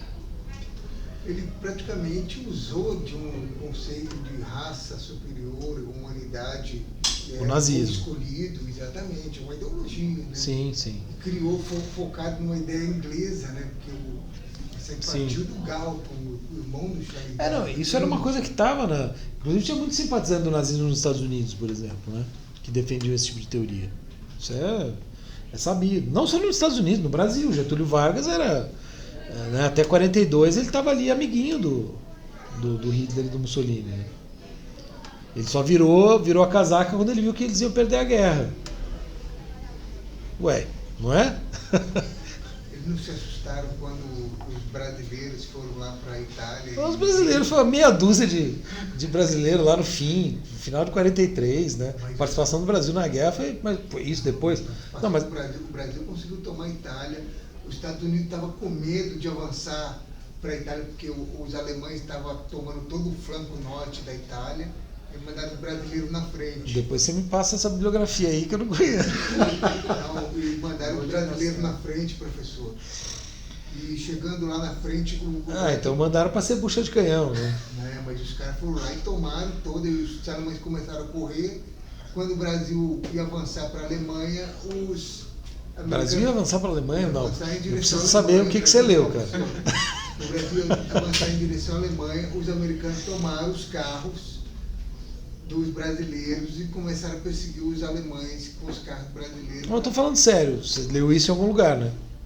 Isso, não, então é um documentário muito importante. Eu vou te Depois mostrar, me passa, por favor. É um documentário muito importante. E aí tomaram os carros dos alemães, dos brasileiros, os brasileiros recuaram e pegaram os alemães na retaguarda. Eles foram em 25 mil, eles conseguiram prender 25 mil alemães. Tá, mas, enfim, seja como for, isso foi em 43. Até 42 é sabido que o Getúlio Vargas tinha relação. Ele mandou a mulher do Luiz Carlos Prestes para ser, né, exterminada. Então... Ele também tinha um pouco disso, né, professor? Tinha um pouco, não, tinha muito. O problema é que ele desenvolveu o país também. Tudo bem, o Hitler também, né? O Hitler construiu a Volkswagen, a Autobahn, fez um monte de coisa. Uma coisa é uma coisa, outra coisa é outra coisa. Como já dizia o... Não, o Heidegger. Uma coisa é o Vorhandensein, outra coisa é o Zuhandensein. Professor, eu vou colocar esse documentário no grupo. Tá bom, Aí, por favor. dá uma olhada. Tá, beleza. Bom, gente, enfim, então acho que o foco do parágrafo 22 a gente está aqui, claro, né? A gente divagou bastante, mas acho que foi bom, porque a gente está entendendo bem o espírito de como o Heidegger entende, né, a espacialidade no parágrafo 22. No 23, ele segue falando, né, ainda aprofunda um pouco essa ideia, né, sobretudo centrado na noção de Umsicht, para pensar esse afastar, aproximar, etc. Essa ideia de uma, vamos dizer, de uma compreensão viva da espacialidade, né, móvel. E aí ele traz o Kant para o diálogo, que é aquilo que eu escrevi o texto, né, entre a aula, na verdade, a partir do que eu pensei na aula da manhã, né, às vezes eu faço isso para a aula da noite, né, tentando, enfim, valorizar, né, esse horário de dar aula de manhã e de noite. E aí eu vou trazer essa minha brevíssima reflexão, né, assim, uma coisa simples, mas que se liga com um artigo que eu estou escrevendo, né, porque eu já devia ter mandado, publicado, mas enfim, depois eu... Então veja, eu escrevi o seguinte: no parágrafo 23 de Ser e Tempo, Heidegger se vale do... eu coloquei esse texto na pasta também, tá? O texto do Kant. Esse texto traduzido pelo Mourão, que é um tradutor português.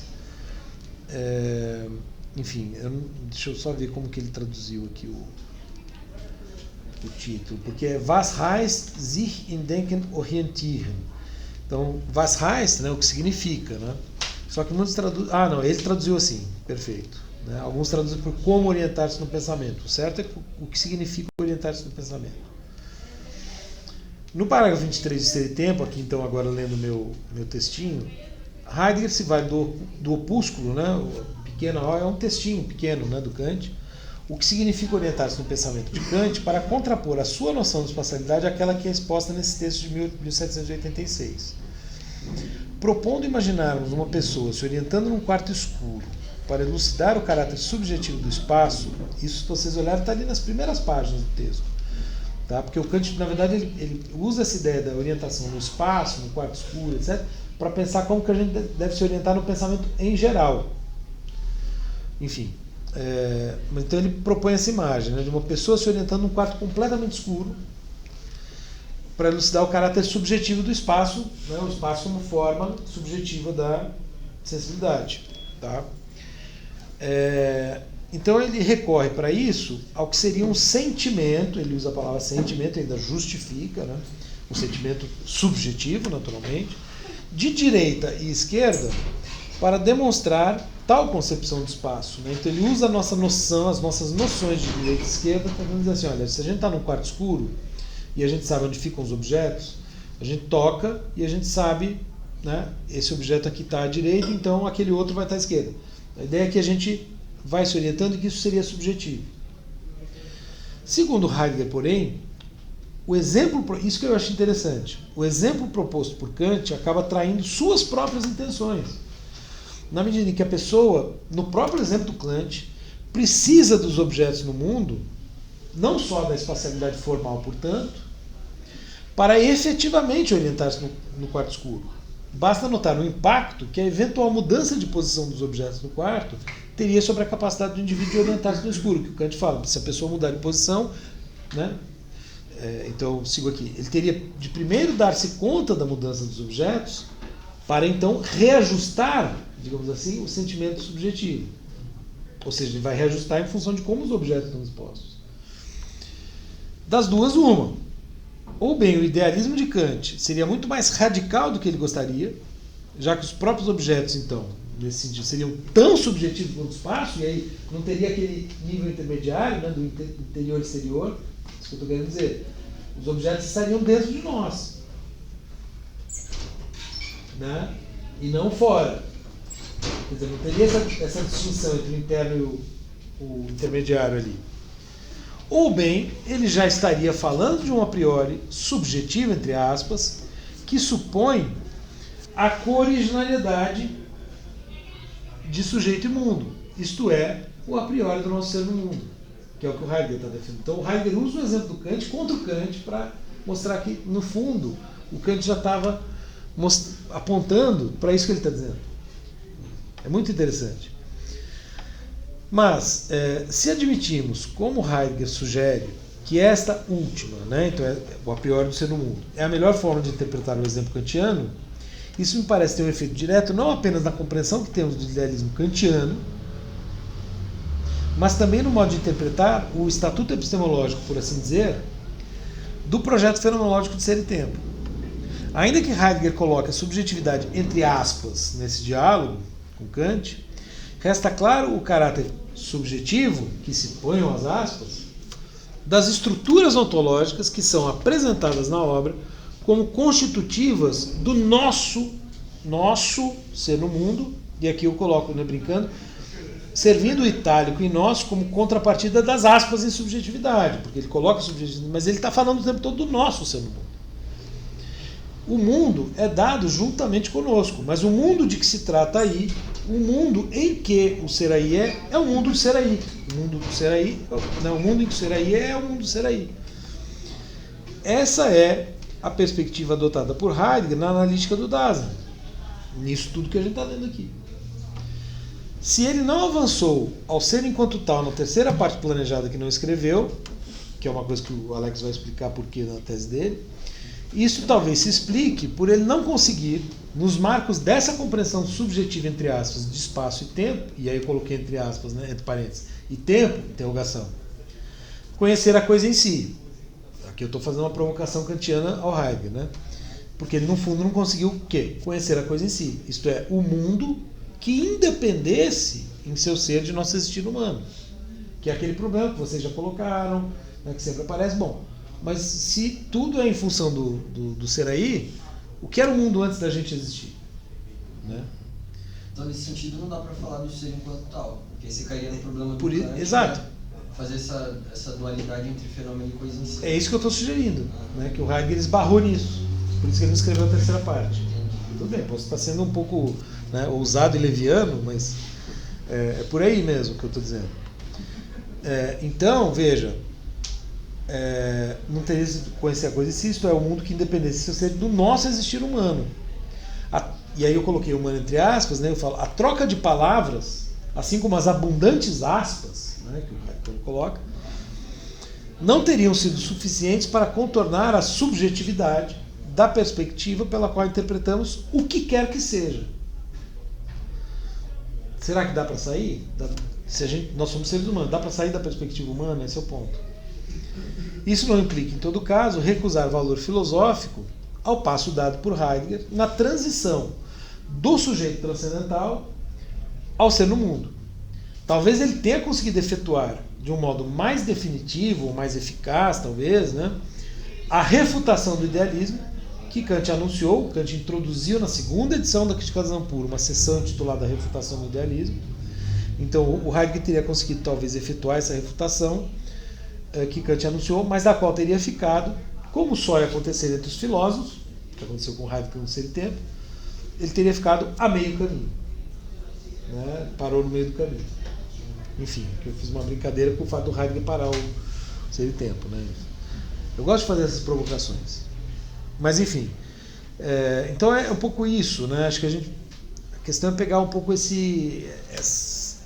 dificuldade toda, né? Eu acho que o tempo todo para a gente o Heidegger está tentando propor uma maneira de pensar mundo, espaço, tempo, etc., que é difícil para a gente porque a gente está muito acostumado, a gente aprendeu na escola, desde pequeno, a gente está muito acostumado à visão cientificista, que é própria da civilização ocidental, né?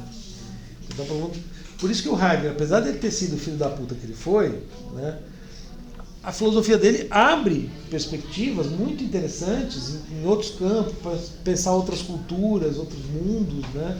Por isso que muita gente usa o Heidegger na esquerda, né, em estudos antropológicos, tem muita gente usando, né, não só o Heidegger, mas fenomenólogos, né, pensando a territorialidade, por exemplo, né, que você fala, e outras coisas tantas, né? Enfim, é o que você usar a filosofia, a revelia contra o próprio filósofo, né? Se ele aplicou mal o próprio pensamento, paciência, vamos tentar aplicar melhor do que ele fez, né? Porque o pensamento, né, as ideias são boas, o cara era, né?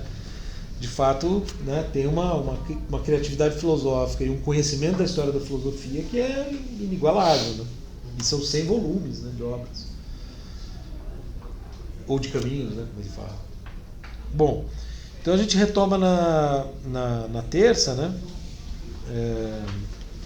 Aí a gente vai falar, agora a gente vai para o capítulo 4, que é o quem do ser no mundo, onde a gente vai ver, e esse é um capítulo mais, talvez, o mais, digamos, fácil, entre aspas, né? Do ser, porque ele vai falar do ser humano, da intersubjetividade, né?